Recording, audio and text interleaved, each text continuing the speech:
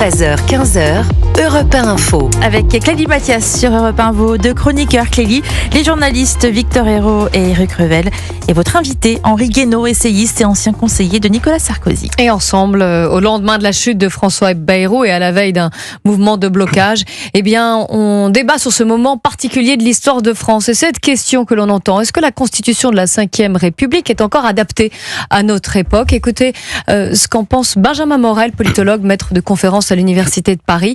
Et il estime, lui, qu'il n'y a aucune solution pour sortir de cette crise. Éric Revel, on vous entendra juste après.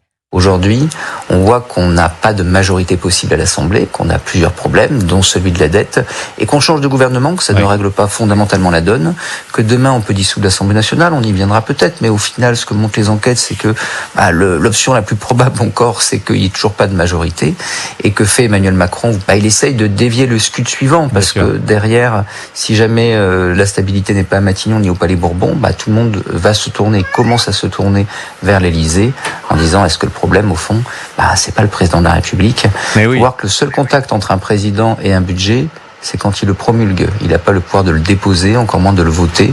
Donc aujourd'hui, même si on changeait de président, ça réglerait pas nos problèmes immédiats. Alors, comment ça règle? Comment est-ce qu'on réglerait le problème? Éric Revel, j'écoute toujours avec beaucoup de bénéfices ce que dit Benjamin. Oui, on l'a dit en commençant, Clélie, celui qui est en première ligne, c'est Emmanuel Macron en réalité. Il a beau dresser des écrans de fumée, nommer des premiers ministres, faire mine de penser qu'ils vont durer longtemps. En fait, on peut se poser la question quand même de la Ve, d'ailleurs d'une certaine manière. Quand Gabriel Attal, qui a été Premier ministre 6 mois, et qui nous expliquait 15 jours après qu'il avait déjà rendez-vous avec l'histoire de la France, vous voyez, c'est bon. Qu'est-ce qu'il propose finalement? On peut pas reprocher des ambitions à un homme politique. Oui, mais il faut avoir un peu de lucidité, si vous voulez. Voilà. Quand il propose de nommer un négociateur, ça pourrait être le titre d'un film d'ailleurs. Il y a eu Terminator, vous voyez, il peut y avoir le négociateur. Mais pardon, entre Jean-Luc Mélenchon qui veut passer à la 6e République et Gabriel Attal qui finalement use de méthodes qu'on a connues sous la 4e République et qui ont mené à un certain désastre quand même. Bon, je sais pas si Henri Guénaud sera d'accord avec moi, il va pas l'être, il n'y a aucune raison. Il commence à bouillir. Non, mais je comprends l'idée de départ.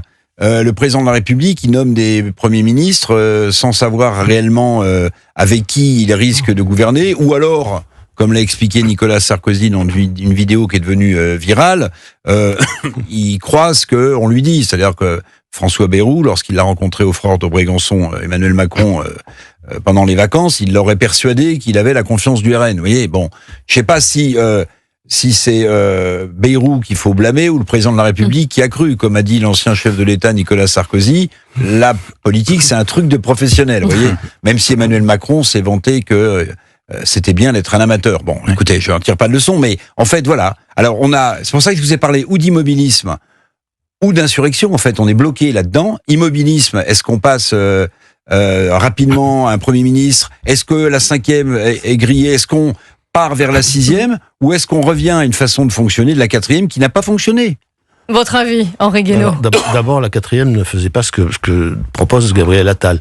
Sous la 4e République, le président de la République appelait un Premier ministre pressenti. Il ressortait de l'Élysée en disant le président m'a chargé de constituer une majorité. Donc c'est le négociateur. Et puis c'est pas un médiateur, c'était un négociateur. C'est un négociateur, le pressenti.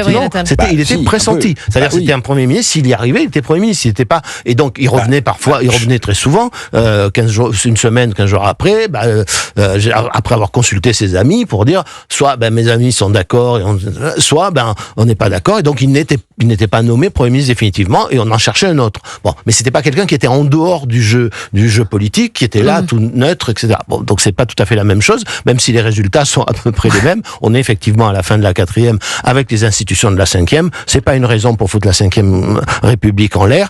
Vous n'y êtes pas favorable? Je suis totalement défavorable à ça. Moi, je suis même pour qu'on revienne à la 5e République version 1962. Voilà. C'est-à-dire qu'on a. Et sur un septennat? Pour un septennat, renouvelable autant de fois qu'on veut. C'est les gens qui décident. Aucun président de la 5e République, sous le régime du septennat, n'a fait 2 septennats complets. Voilà. Mais Mitterrand a fait 2 septennats entrecoupés de 2 cohabitations. Bon, Chirac a fait un septennat et un quinquennat avec au milieu une cohabitation de 5 ans. Voilà, donc il y a pas de danger que les gens restent là pendant 30 ans, quoi. Je veux dire, c'est les gens, ce sont les électeurs qui décident, et la cohabitation leur permettait d'ailleurs d'avoir une respiration, c'est-à-dire quand ils en voulaient plus, ils ne viraient pas le président, mais ils faisaient, il obligeait une cohabitation. Là, on n'est pas dans la cohabitation, on n'est pas. Le problème là, c'est qu'on raisonne encore une fois avec des schémas qui sont pas applicables à la situation présente. Mais avec quel schéma est-ce qu'il faut qu'on raisonne ? Aujourd'hui, on peut pas raisonner ni en cohabitation, ça n'en est pas une, ni en coalition, parce qu'on peut pas faire une coalition des partis. Voilà, c'est pas possible. Ils sont antinomiques et ça ne correspond à rien aux fractures des électeurs. Donc, ce qu'on peut faire, c'est quelque chose qui ressemble.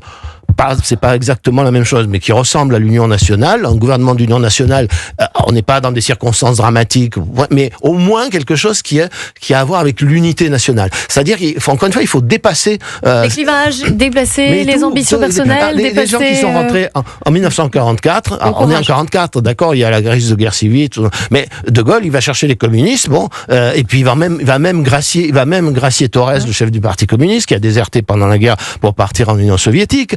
Et en 1958, pendant plusieurs mois, tous les partis qui avaient combattu, presque tous qui avaient combattu le général de Gaulle pendant toute la 4e, ils ont accepté de siéger dans le gouvernement, ils ont accepté que ce gouvernement mette au point une constitution avec laquelle la plupart étaient en désaccord, mais voilà, on a assuré la continuité de l'État. Donc c'est possible, mais si on encore une fois, je reconnais que ça tient du miracle dans le contexte actuel, mais oui, mais c'est vrai, voilà, mais sinon, bon courage quand même. Il a raison, Morel, il n'y a pas de solution sinon. Avec des personnalités hors du commun. Parler de 1958, on a un Jacques Rueff, par exemple.